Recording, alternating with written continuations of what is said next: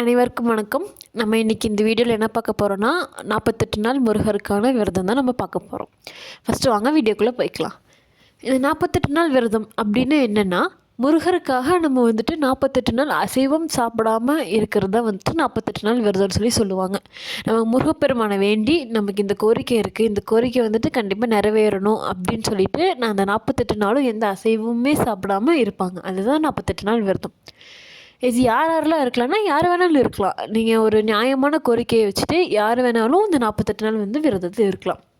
இது எப்படி இருக்கலாம் அப்படின்னு கேட்டிங்கன்னா, நீங்கள் செவ்வாய்க்கிழமை அந்த கிருத்திகை அந்த மாதிரி முருகருக்கு விசேஷமான நாளில் தொடங்குனீங்கன்னா இன்னும் விசேஷம். அப்படி இல்லைனாலும் ஒன்றும் பிரச்சனை இல்லை.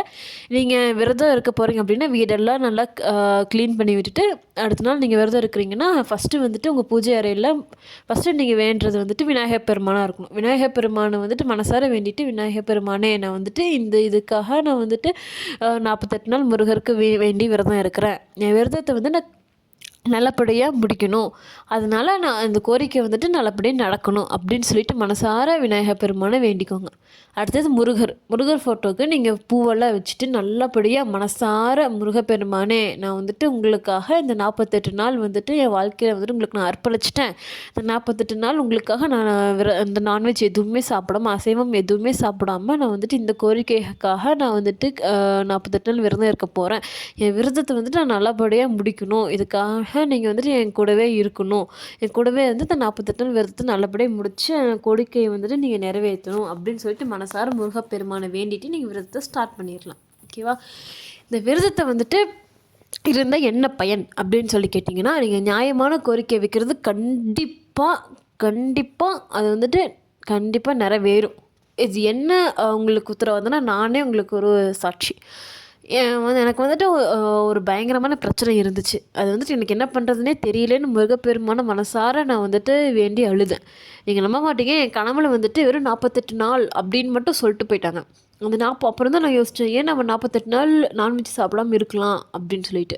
அப்புறம் தான் நான் 48 நாள் அசைவம் எதுவுமே சாப்பிடாமல் இருந்தேன். நீங்கள் நம்ப மாட்டீங்க, அந்த பிரச்சனை அவ்வளோ பெரிய பிரச்சனை 48 நாளுக்குள்ளே அவ்வளோ சீக்கிரமாக சரியாகி எனக்கு அதை விட அதிக பலன் தான் கிடச்சிது.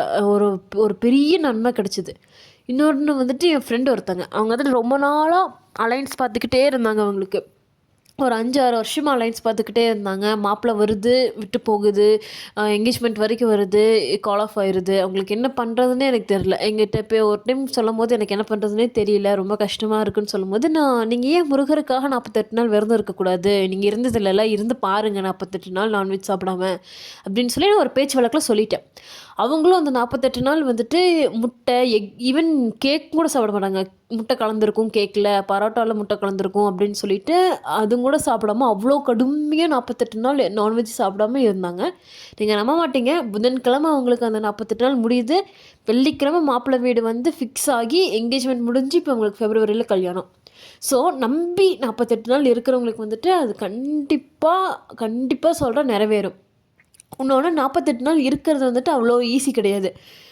சில பேர் 30 நாளில் 32 நாள்லேயே என்ன நமக்கு ஒன்றும் எதுவுமே நடக்கவே இல்லை, நம்ம இவ்வளோ நாள் இருந்துட்டுமே, இது இப்போவே நடக்கல, இதுக்கப்புறம் நடக்கவா போகுது, நம்ம சாப்பிட்றலாம் அப்படின்னு சொல்லி அவசரப்பட்டு நான்வெஜ் சாப்பிட்ருவாங்க.